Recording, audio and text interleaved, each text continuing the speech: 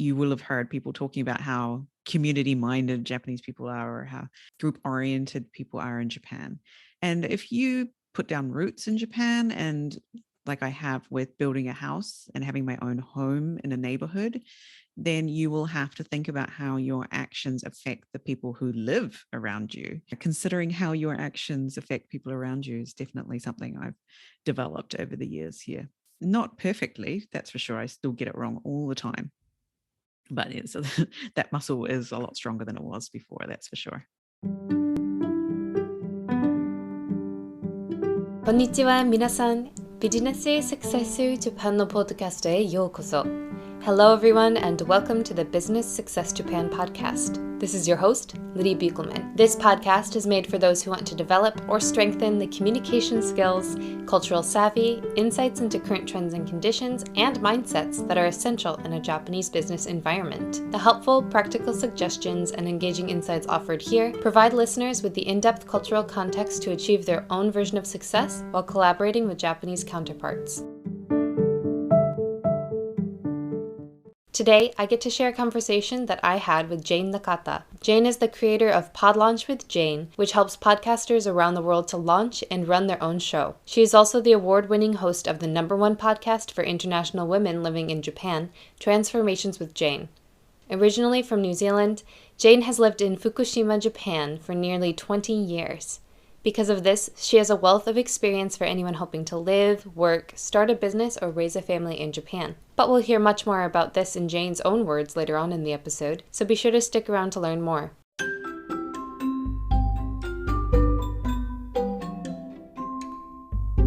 Before we get into the interview, I wanted to take a quick moment to highlight 3 ways you as a listener can support the podcast if you want to keep it going. If you haven't already, please go ahead and follow or subscribe on whatever platform you're using, and consider leaving a review if you're on Apple Podcasts to help the podcast reach new listeners who could benefit from the information shared here. If you have a favorite episode, please go ahead and share it with a friend or colleague who you think would enjoy it. And if you would like to help make sure I stay well caffeinated enough to keep putting together these podcasts, you can also provide support at the podcast's new Ko-fi page. You can donate once or even monthly, and every bit goes a long way. You can find the link to do so in the description of the episode. Thanks so much in advance, and let's get into today's conversation. Hi everyone, my name is Jayne Nakata. I'm the host of the Transformations with Jayne podcast, which is a podcast for foreign women who live in Japan. I also am the CEO of PodLauch with Jayne, which helps people to launch their own podcasts, or helps people to keep their podcast going, because there's quite a lot of work involved in podcasting, as I'm sure you know, Lydia, having your own podcast. So that's what I do. I came to Japan 20 years ago this year as an English teacher, working for an eikaiwa, which is an English school, and I was an instructor. And I was planning to be here for 2 years, but I met the man who would become my husband a few months after I arrived, and 20 years later, I'm still here. I still live in Fukushima Prefecture, which is the very first place I came to when I arrived in Japan. And I was here through the disaster that we had. It will be 11 years by the time this podcast comes out. And yeah, and I'm still here after all of that here in Fukushima. So I really love living in Japan. And I'm really happy to be here on the show with you today and talk a little bit about that. So apart from obviously finding your partner in Japan, what were some other things that led you to decide to settle down in Japan long term? I found that my personality really suited life in Japan quite well. And by that, I mean that I like that things happen on time here, and that people respect your time, that if you make an effort to show up on time, which means 1 or 2 minutes before something starts, they will also be there 1 or 2 minutes before something starts, that sort of thing I really liked. I like the safety aspect, that I don't need to worry about my personal safety so much, but also just in general of your property. All of that is really great. My kids can walk to school by themselves and come home again by themselves. It really is very nice to be able to live somewhere like that. And I got the feeling about that from, even before I was married or before I had children as well. So, yeah, that's some of the things that I came to be interested in. I came to Japan as someone interested in the Japanese language. That was the thing that brought me here at first. I know some people come for manga or come for bonsai or whatever it is that, karate or whatever it is that you like. I came for Japanese language. And when I got here, I realized, oh, there's a lot more to learn. And I'm just really just starting here. Even though I'd already studied it for 6 years in my own country, I sort of realized, okay, you don't know much at all. So yeah, there was a lot to learn. And I was really keen to conquer my goal, which was be able to speak Japanese fluently. That was the goal that I had when I came. 20 years later, I'm pretty good, but I've learned that fluently, well, what does that even mean? I can speak pretty fluently on parenting issues, building a house, could do that in Japanese. I can't do other things in Japanese though, but yes. Not everyone can build a house in Japanese, so that's very Right. impressive. I know all the words that you need to know when you're building a house in Japanese, like insulation or exterior cladding, those kind of words. I'll never forget them. Yeah, it's quite funny how you can learn a language on the ground here just by repetition. Yeah. And the issue of fluency is a very thorny one in my experience as well. What is fluency? I can do certain things. I can't do other things. If you show me a random article, probably understand. But does that mean I'm fluent? Not sure. Yeah. And I noticed that people who don't speak another language will use that word. Oh, she's fluent in Japanese. I'm like, okay, yes, I am. In reality, maybe not. But yeah, if you speak Japanese, you'll know what we mean by, yeah, are they fluent? If they're fluent, that means, yeah, they know a lot more than what potentially we can learn in just 20 years of studying the language. 26 in my case. Yeah. Right. People who haven't learned another language seem to assume that fluent means native level, but that's just not the case. There's a big gap between what you need to be considered fluent versus being native level. So why did you get interested in the Japanese language in the first place, especially as a English speaker? It's definitely one of the hardest ones to could have chosen. Yes. Well, when I was a junior high school student, so sort of 12, 13 years old in a very rural area of New Zealand, which actually has a lot of Japanese visitors come to that area for our beautiful nature. They would come for hiking. And so the principal of my school at the time decided that it would be a good idea to have all the students learn Japanese because we needed a Japanese speaking workforce in our town to deal with all of these Japanese customers who were coming from Japan to hike and whatnot. So as a 12-year-old, 12, 13-year-old, this was my first chance to learn a foreign language. And I love languages in general. And so I thought, well, of course I'm going to learn to speak Japanese. And I really loved it. I really got into it. I was so interested to learn how to write this different kind of alphabet that has all these mysterious characters, and I can write this message and my parents can't read it. And this is really exciting. That's how I got interested in it. And my teacher, who actually came from Japan to teach us, we didn't have a local New Zealand person teaching us Japanese. It was someone who'd come from Japan, was really, really lovely. And so he noticed my interest and really helped me to excel in Japanese and pushed me to study harder. And he always told me, oh, you have to go to Japan. You have to go to Japan. But at that time, it was extremely expensive to go to Japan. There was no way my family could afford to send me to Japan on exchange. Even just the cost of the flight was too much. So we always had this dream of, oh, somehow get to Japan, perhaps when on your own money when you graduate university. So it took after I graduated from university to be able to get to Japan.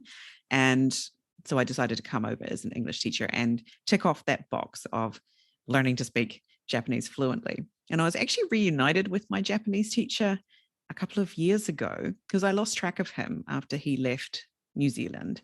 And I didn't know where he'd gone or what he was doing, but I really wanted to get back in touch with him and tell him, oh, look what you as a teacher has created. Look at me now after all of this time, and I wasn't able to find him. So we got in touch with a Japanese TV show that helps people to get reunited, and they helped us find him. He actually lives in Hokkaido now.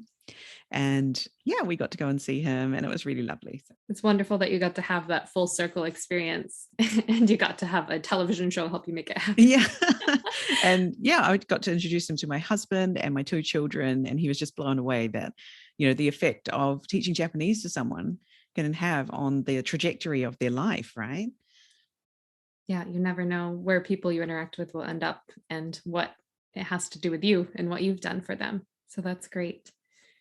So what was your experience like starting out at an eikaiwa? Is that something you would recommend to people, or do you have any advice for people who are thinking about it?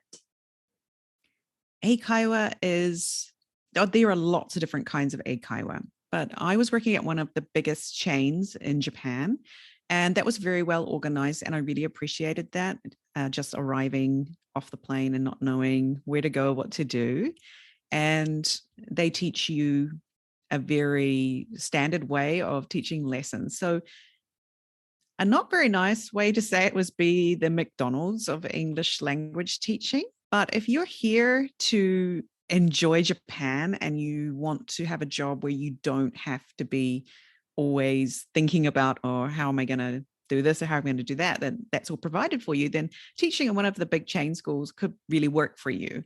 And it gives you a lot of time for your own activities in the morning, for example, because you're going to be working in the afternoons, evenings, and on weekends. So if you have a hobby that you've come here to follow, like maybe you want to train in karate or do ikebana or whatever it is that you're here for, that's you want to spend time doing, working in eikaiwa can be quite a good way to do that, give you time to do your own kinds of things that potentially you might not get working as an ALT, for example, where you're expected to be on the ground, in the classroom in these times or in the school and all these things. So yeah, that's something. But yeah, be aware that eikaiwa can be very prescripted kind of work. And some people find that really stifling as well. It's you don't get to use your creativity and you're expected to be extremely professional. So you're not just showing up to hang out with the students and chat.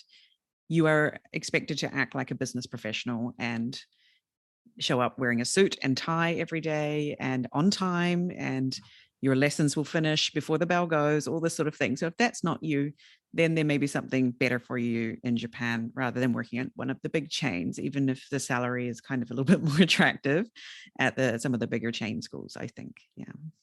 Right. There's definitely pros and cons for all of the different options. And so it's good to hear a little bit about your experience.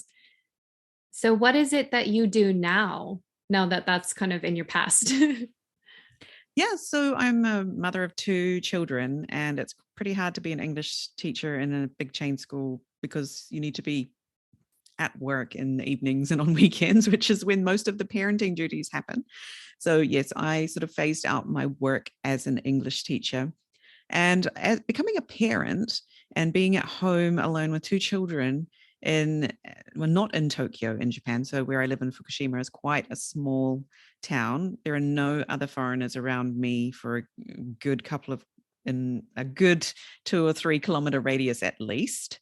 And yeah, I don't meet other foreigners on a daily basis here. So I was feeling very lonely as a mother of 2 small children and wondering where are other women like me, what are they doing and how do they feel about their life in Japan?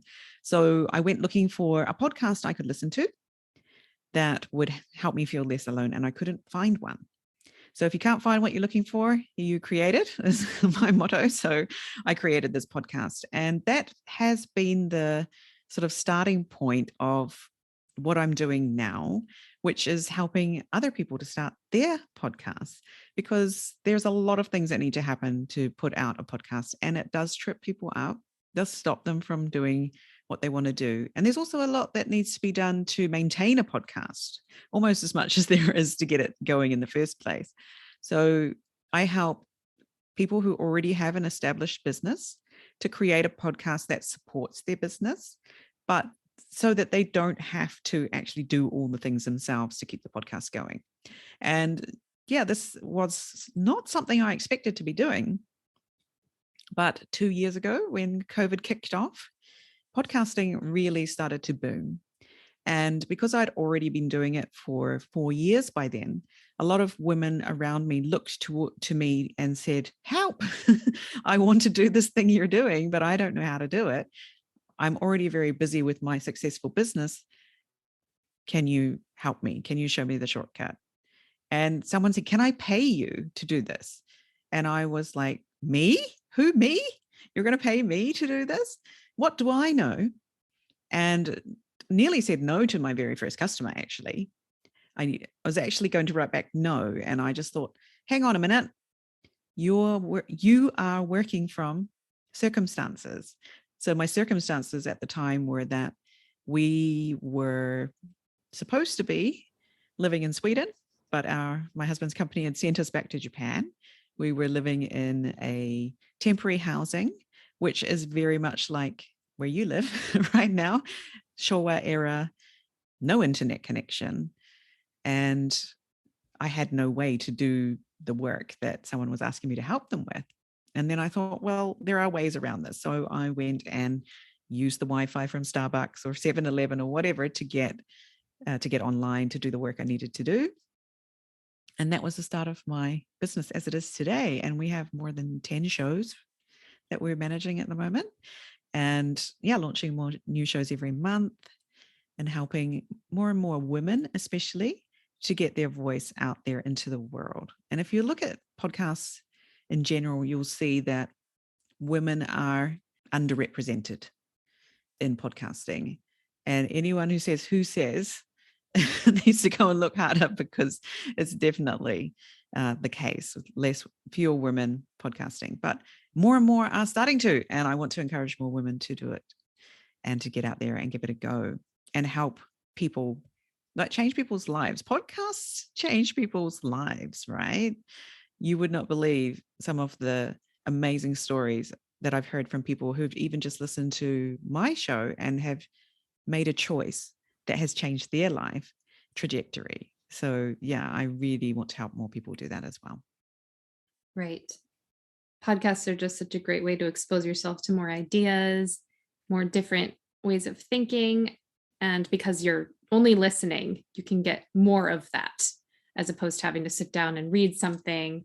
So it's much more accessible. I think I heard it expressed as like reclaimed time, because you can do it while doing your other chores or going for a walk. So you're able to reclaim that time to develop yourself and to hopefully grow and learn something new. Exactly. And for a lot of women, especially, we don't have time to sit and watch a YouTube for 20 minutes or even 5 minutes. I don't want to sit and watch a YouTube video. But while I'm doing a mundane task like loading my washing machine or cooking dinner, I can be enjoying a conversation between two friends about something that I want to know about. That's really great. So yes, definitely for the reclaimed time. So you mentioned that people ask you to help them build a podcast to support their business. What does that mean? One of the main reasons why you might want to start a podcast is to, support your business as a marketing function, and to help your potential customers get to know you, get to know, like, and trust you. So when you are launching your next product or releasing your next book, creating a new course, whatever it is, maybe you have a coaching program. Maybe it's even that your company is looking for new talent, right? To hire. People can get to know you through your show, and they'll be waiting for the chance to buy from you if they're a fan, right? So yeah, it really is a great way for people to get to know you and to market your business on your terms, and grow your business that way and create a community around what you're doing. If it's a coaching program, there's a community around your, people who are your clients or listen to your podcast. If it's a brand, there's a community of people who love your brand and they want to hear more from you. Right. One of the podcasts I listen to is actually someone who's been on my podcast as well, Catherine O'Connell. And the know, like, and trust factor is definitely very strong with her podcast, because it's hard not to like her after listening to her podcast. Right. And I have to tell you, Catherine is one of our flagship podcasts from PodLauch with Jayne. So thank you for mentioning Catherine in particular. We really enjoy working on her show, Lawyer on Air. It's a great show, even if you're not a lawyer, right? You can learn so much about career management and things in general about Japan as well. Definitely. So what did it look like to build a business based on podcasting? Because it's a little bit of a newer area. So there are plenty of people who claim to have systems that they can sell you for 9 payments of $9.99 or something like that. But how did you go about building a business that fits both your lifestyle and the medium of podcasting? What did that look like for you? So basically, I take away the pain points that people have around podcasting. And those are editing, for example. If you want to have a pristine audio that your listeners listen to, it can be a lot of work to create that. The other pain points can be marketing your episode once it's out in the world. A lot of people don't bother to market their podcast and then wonder why there's nobody listening. So those pain points, I knew what they were because I've been podcasting for a long time and avoiding them myself, and then pushing myself to learn those skills. So now I know how to edit, I know how to market, I know how to create all the things around a podcast. And so I knew these, particularly these women clients who come to me who already have a successful business, don't have time for this, right? So taking away that pain point of, I can trust this person to do, look at what she's done for it. Lawyer on Air, for example, they can look at Lawyer on Air and go, oh, I want that for my podcast, but I don't want to do it myself. We can do that for you. And so after a while, it got to the point where I couldn't just do it by myself anymore, or I'll be working all of the hours of the day. And that's not what I started this business for. I want this business to be something that allows me to stay home with my children, or be here for them when they come home from school, from their Japanese school environment, and come home to an English environment in our home. And I'm here to be here for them after school. So I started to bring on team members, people who could help me with that. And they're also women in different places around the world. And through, working together with me on my business, their lives are changing as well. And I find that really motivating, almost as motivating as working with my actual clients, is working with my team and helping them to build the kind of life that they want to have where they live in the world, which tends to be around, working flexible hours if they have small children, or being able to work from anywhere because they want to be able to sit at a cafe and look out at the water while they're writing show notes or something, whatever it is that they're doing. So let me just say, I did not have any idea I would be doing this a year ago. Like, if we could go back to a year ago, I wouldn't have been able to predict just how far we've come in just 1 year. So it's very exciting. And I encourage people to just do something, just take a step, give it a try, and you don't know where you'll end up. But trying to predict that, it's almost a waste of energy. just do something, go out there and give it a go, give it your best shot. Right.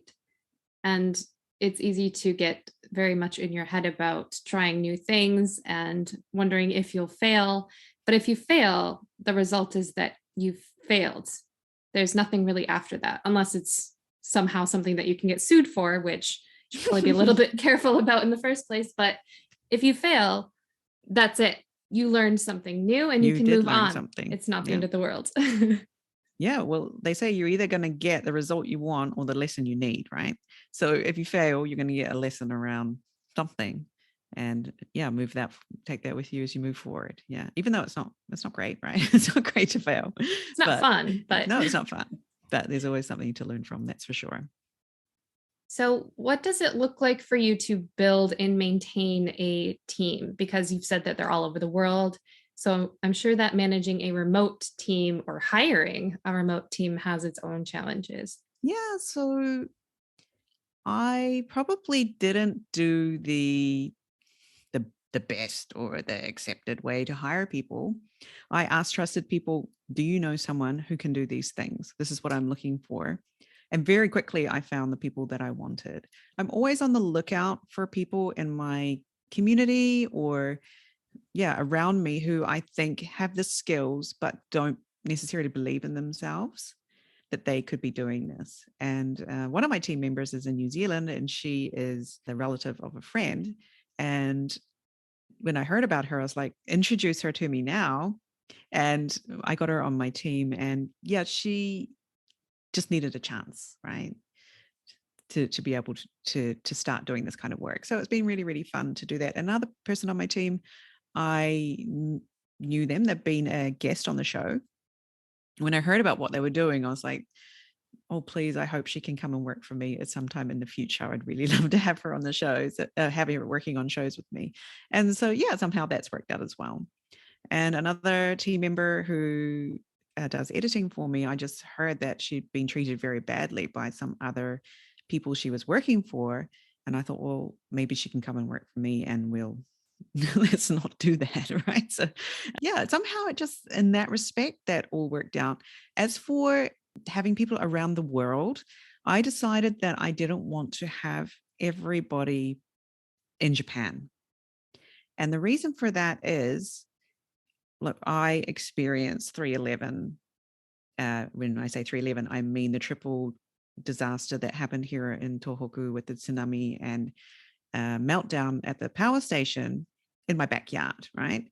So if you're building a business and then something like that happens, how are you going to run your business if you're all in the one location? So my idea was that even if things go really badly here in Japan, my team members in UK and New Zealand can pick up the slack, and somehow we'll be okay. This seemed like a really good idea, and it does work that we can all meet online. We can get together at 4:00 in the afternoon in Japan. We're all awake across the world, so we can meet online as well. So I think that was really important to me, was sort of having people around the world so that the business can continue no matter what happens here in Japan, or maybe something happens in New Zealand, UK and Japan can pick up the slack, that sort of thing. Definitely. Because as safe as Japan is in terms of violent crime and even petty crime, unfortunately, you are contending with severe weather or natural disasters or other things that you just might not expect in the Midwest of the United States, for example. Right. So, so it's kind of a disaster prevention strategy that, to consider. Yeah. It makes a lot of sense. Are there any challenges that you've experienced? Well, you've said that you've kind of organically sourced your team, but with maintaining your team or managing your team remotely? I think I didn't realize exactly how much time it would take to manage or to keep them going, how much of my time that requires. And so developing a system around that was a kind of a learning for me as well, that I need to make sure I have, assigned tasks or provided the things by a certain time of the week or something like that. Setting up those systems really helped me to start to manage the time that needs to happen for my team to be able to do what they need to do, right? That takes some of my time as well. I definitely did not calculate that very well when I was thinking about taking on team members. But that said, I think that it's, definitely the benefits outweigh the sort of negative things, and having those people who are reliable and willing to try things and learn has been the most important for having team members, like noticing those aspects of people, that they do what they say they're going to do when they say they're going to do it, or they let you know if they can't because something's happened, which happens in life. And we're all, we will have children or taking care of children and things like that. So I understand that. And just making it work for all of us is really important. So what has been your experience kind of building your own life in Japan? You mentioned that you're the only foreigner, as far as the eye can see, in your particular context. So have you built your life basically, and how have you built your identity, because it's a little bit different than it would have been back home as one of the majority in the population as a native of New Zealand. And so how has it been kind of reconstructing that identity and also just figuring out how to make a life that works for you in a different country? Yeah, that's a really good question. And I think anybody listening, wherever you are, even if you are living in your own country, has to make a choice, right? It's your choice to decide how you're going to live your life wherever it is you are. And if you don't make those choices yourself, someone else will make them for you. And of course, I made that mistake of not making that choice myself for a long time. And also having small children, it's very easy to forget that you also have needs and wants and things in your life as well. And I remember one day, my children were very small and we had already been through the triple disaster here. So I was still in Fukushima and I was sort of saying to my husband, I want to leave. I don't want to stay here. You know, everybody else is leaving. Why can't we leave too? And he said, no, we're not done here. We're staying. It's safe to be here. You know, scientifically, it's safe to be here. Look, here's the numbers. And I realized that I was running away from Fukushima, thinking that I would be happier in my home country in New Zealand. But there's that saying, wherever you go, there you are. Yeah, you cannot run away from yourself. So I started to realize, okay, if I go to New Zealand, I'm probably not going to be any happier than I am here in Fukushima. So why don't I try to be happy here in Fukushima? And yeah, I committed to living in Fukushima. So I make a choice to live here and enjoy myself here. And so I thought, well, it's easy to be limited by what you perceive as the limitations of living in Japan, right? So I live in Japan, therefore I have to be an English teacher. Or this was certainly, 10 years ago, this was certainly the thought process, because we don't have the technology that we have today to make, you could be a YouTuber or whatever you want to be right now. We have so much technology, but at that time it was not so much possible, or it didn't seem possible. So around me, I thought I could only be an English teacher. And it's not necessarily the job that, I'm damn good English teacher, but it's not necessarily my best, use of me as a person. So I decided to just rebuild my life bit by bit. So I started by removing things I didn't want to do from my calendar. And then something really amazing would come into that space. So for anyone who's in Japan or overseas and wanting to, build a life that suits you, it starts by looking at what you're doing now and not doing the things that don't bring you joy if you can. And a lot of people say, but I have to. And I would say, well, really? Do you actually have to? Could somebody else do that for you? Does it have to be you? And start there, and start by removing one thing that doesn't bring you joy, that you hate doing, that you dread. Get that off your calendar and see the huge change that will make to your life. So that's what I started to do. And I just repeated that process over and over again and decided that I needed to do things that I liked. Yeah. Because I realized there was nothing on my calendar that was just for me. And so I started doing more things for me and following my sort of interests and thinking, well, what do I like to do? What would happen if I attempted to make a job around that, make that my work, even though I live outside of Tokyo and there aren't the opportunity for foreigners here that there are potentially in big cities and things. So that's how it all started. And it's still a work in progress, still very much work in progress. Obviously with COVID, it has sort of changed how I live my life. I live my life a lot more online now than I did before. And that's been kind of good in that I wasn't able to always be in Tokyo for various gatherings or, going to workshops or whatever, because things would be held in person. And I'm 2.5 hours away by fast train. But now a lot of things are online. So I feel like I can join in a lot more things in the foreign community in Japan.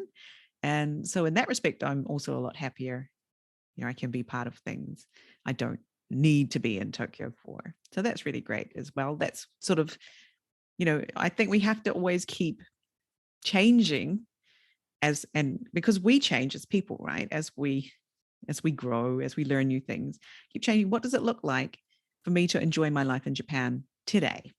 Yeah. Given where we are with COVID at the moment. So yeah. Change is the only constant, right? Yeah. So you just got to keep changing. But yeah, just keep your eye on it. Like, yeah, okay, that's not floating my boat anymore. Okay. Well, what would float my boat then? Yeah. Exactly. So are there any things in particular that you can point to when it comes to ways that you think Japan specifically has changed you as a person? Ooh, that's hard to know because I think Japan has kind of raised me, as in I arrived off the plane at 22 and I've been here almost my whole adult life. And I'm getting to the point where I will have lived in Japan almost, as long as I lived in my own country. So kind of, I feel like Japan has raised me as an adult, whereas because I've spent all my time here as a sort of a functional adult, or I guess I am much more aware of how my actions affect other people. And that is thanks to living here. Whereas I think if I had not lived here, I would be very sort of, only think about myself. Yeah, I want to do this, so I will do that and not consider how that affects people around me. Whereas in Japan, that is the main concern or the first thing that people will think about when deciding something. If I do this, then this is going to affect the people around me this way or something like that. That thought process has become sort of part of me from living in Japan. And for people outside of Japan, you might be like, well, why would you do that? You don't have to worry about other people. Well, you do. If you live in Japan, you will have to think about that more. You will have heard people talking about how community-minded Japanese people are or how group-oriented people are in Japan. And if you put down roots in Japan, and like I have with building a house and having my own home in a neighborhood, then you will have to think about how your actions affect the people who live around you. Recently, my daughter started playing the violin, and my thought was, oh my God, how many gifts am I going to have to buy for my neighbors to sort of say, very sorry, but they probably won't complain or, throw rocks at our house or anything like that. But to be conscientious and, get in front of it and say, oh, my daughter is taking up the violin and we hope it won't be too much problem, sort of thing. You have to consider those things. Getting a dog, even like in another country, we would not consider whether you should get a dog or not, as in how that relates to your neighbors. But in Japan, you will see that, oh, okay, there are no dogs in this neighborhood. If I get a dog, I'm probably going to be like the most hated member of this neighborhood if I get a dog. But if you get a dog and all of your neighbors have dogs, it's totally fine because everybody already has a dog and nobody will complain about your dog. So yeah, this sort of things, considering how your actions affect people around you is definitely something I've developed over the years here. Not perfectly, that's for sure. I still get it wrong all the time. But so that muscle is a lot stronger than it was before, that's for sure. It is a balance that you have to consider. There will be consequences to your decisions, basically. Exactly. So you can and should stand up for the things that really matter to you, but the small things, maybe it's worth reconsidering whether you actually need it or not. So what has been your experience raising a family in Japan, in rural Japan? Wow. Yeah. Huge topic, that one. I found it to be really great, actually. I was surprised at just how much more welcome I felt once I became a parent. When I was just me, a lone foreign woman wandering around my neighborhood, people were quite standoffish. Then I got a dog, and people were a lot more friendlier to me because I had a dog and there was something to talk about. It was sort of like a conversation starter. And then I had children, and just so many people would come and chat to me, say, hi, how old are your children? And made me feel part of the community. We are so well taken care of in this neighborhood. My children, everybody is watching out for my children, making sure they're safe, giving them snacks and candies. Like when they were little, we would walk our dog around the neighborhood every day, and we'd have these certain houses where the elderly people there would be in the garden. They would say, come into our garden, have morning tea with us, or here's some daikon radishes we've just picked. Here, take 2 with you. Very rarely we would make it around our walk without coming home with something.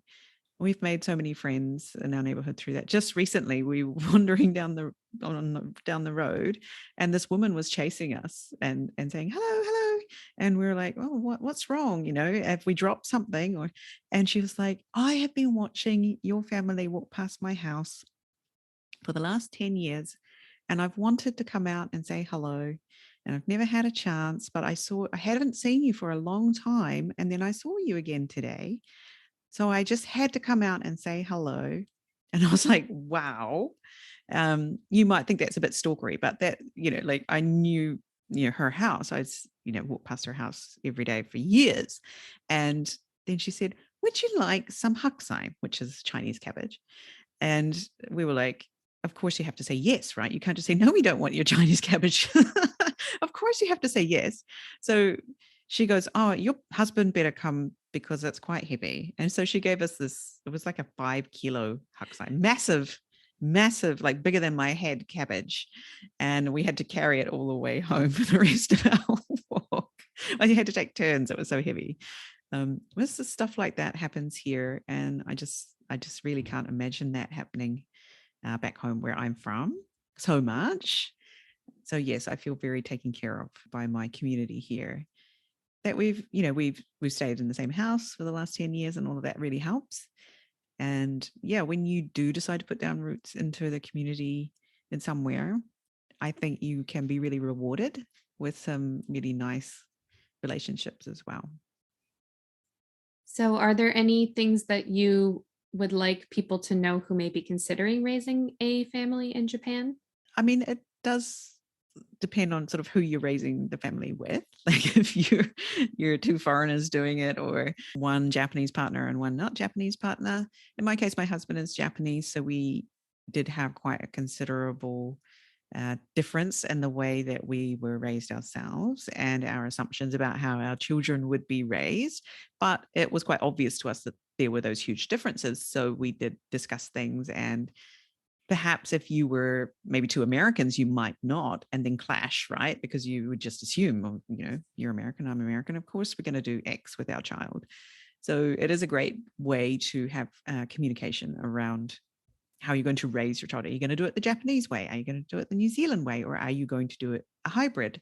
Which is what we did. And we just took the best parts of New Zealand culture. We took the best parts of Japanese culture, mashed it all together, chose what we wanted, and didn't feel guilty about it. And a lot of people sort of said, oh, do you sleep with your child? Does your child sleep on a futon, or does your child sleep in a cot? And why did you decide that? And well, we decided X because that suits us. So I always just tell other parents who are at the start of their parenting journey in Japan is just to choose what works for you and go with it. And don't let anyone tell you how to do it otherwise.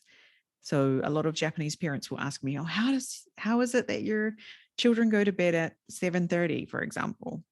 And I always say, well, that's because I choose that they go to bed at 7:30. And to them, that sounded just like crazy talk.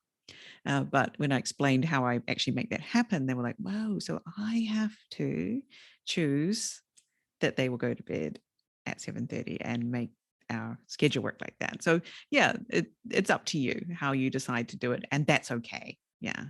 So maybe in a more professional context, do you have any examples of communication breakdowns due to differences in culture that you can think of? So I have worked in, as I mentioned before, those big English schools, and often ended up being a Japanese teacher, being the go-between between Japanese managers or owners of the school, and then the foreign workers who are kind of fresh off the plane and don't know much about Japanese culture and are there for that reason. They're here to teach their culture to, or give Japanese people the experience of interacting with people who don't know that much about Japan.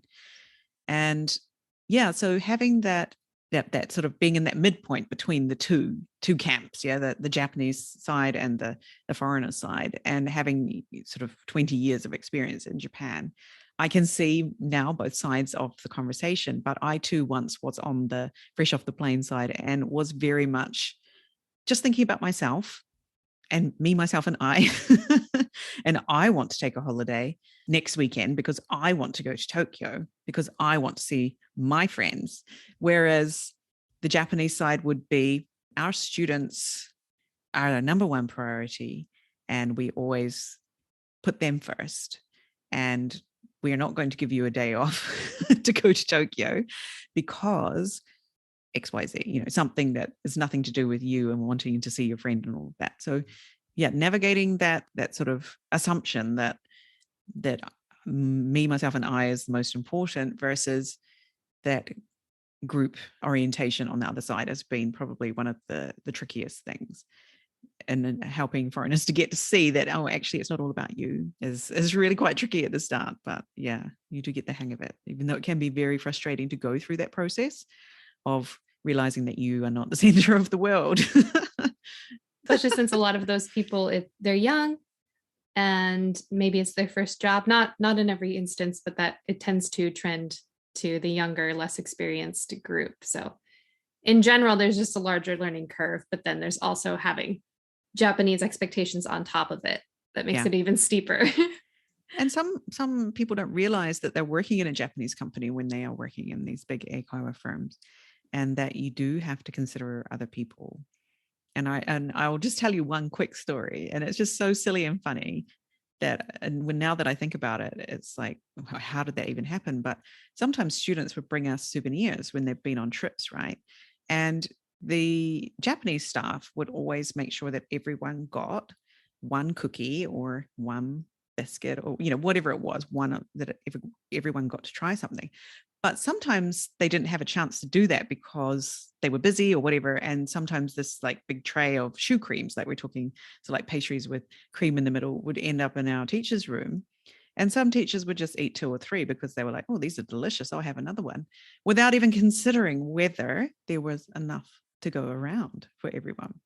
And at the time, I didn't think there was a problem. But now looking back on that, I'm like, I cannot believe that people did that. That's so rude. But if it was sort of just a more like, well, you're not here, so and I'm hungry, and and here's some sugar cream, so I'm going to eat them. There's no consideration for, is there enough for everyone? Did everyone get one? But that's just one example of how important it is that everybody is sort of taken care of and everybody gets the same treatment in Japan. Right, definitely. It's such a small thing, but it's such a fundamental one. Just making that shift in how you look at things and how you look at situations. Yeah. Or like if you're at a dinner party and you take 3 pieces of karaage, that's such a no-no, right? Like, you've got to make sure everybody gets a piece of karaage. Exactly. And then you go out to eat with Americans and you're like, what are you doing? Why are you taking literally everything? Yeah, like just because you like karaage. Pace yourself. Everybody needs some. So if you were chatting with somebody who was going to Japan to work or for business, and they really only had time to learn one thing from you about the culture ahead of time, what would you choose? So of course I wanted to say about the hi thing. Like, if people in Japan are saying hi, like yes, it doesn't necessarily mean yes, it means I'm listening to you. But apparently that's happened a couple of times on the show already, so I had to come up with something else. And the other one that I was thinking about was about how you dress. And I would really encourage anyone who's coming to Japan to research what is going to be the appropriate way to dress while I'm in Japan. And you will probably find that it's quite different to what you are expecting. Especially women, you may struggle to find clothes in your own country that are, what was the word? Conservative enough for Japan. And I definitely noticed this myself coming to Japan, that the level of conservativeness of how women dress in business, especially, is really quite sort of shocking. It's like, hello, it's 2022, but there are a lot of kind of unspoken rules as to how women dress. And you might be sort of thinking, well, screw that. I want to dress how I want to dress and, all of that. But this is another example of, well, sure, you can go ahead and do that if you want to, but there will be kind of consequences. And that will be that people won't look you in the eye, like they'll be fixated on your chest, or people will avoid you because they're scared to talk to you because they don't understand who you are. And if you dress in a certain way, they will understand, okay, she's here and she means business. Whereas if you dress in another way, they're like, who's this? Are they like a comedian or a movie star? Like, I don't get it.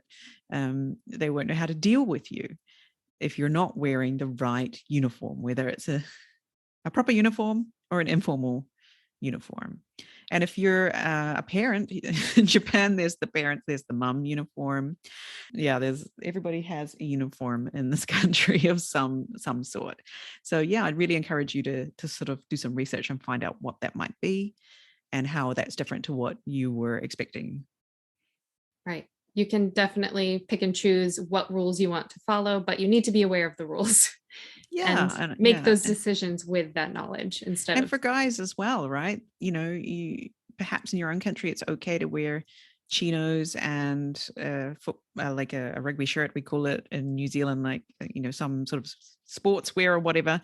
But it's not appropriate in Japan. Nobody will take you seriously if you show up dressed like that or with scraggly hair or whatever it is. So, yeah, that makes a lot of sense. So thank you so much for sharing your time today. Is there anything we didn't get to touch on? Anything you wish I'd asked you, or anything you'd like to make sure my audience is aware of before we sign off for today? If you want to learn more about what it's like to live in Japan, definitely come over and check out the Transformations with Jayne podcast, where we have a lot of women who have lived in Japan for a long time, who are making their best lives happen here in Japan, doing lots of different things that can really show you some of the potential that there is for people living in Japan. You don't just have to be an English teacher if you don't want to. You can do loads of other things these days, and you can have a very happy life here as well. Great. So to learn more, just check out the links in the description of the episode to find a link to her podcast. And with that, we'll just sign off. Thank you. Thank you. I hope that you enjoyed today's conversation. If you would like to learn more about Jayne, her podcast, or the services offered by PodLauch with Jayne, be sure to check out all of her links in the description of this episode. If you enjoyed today's episode, go ahead and share it with a friend, colleague, or connection on LinkedIn to help spread the perspectives and information shared in the podcast. And please remember to go ahead and subscribe or follow on whatever platform you're using, and also leave a rating and review if you enjoy the podcast.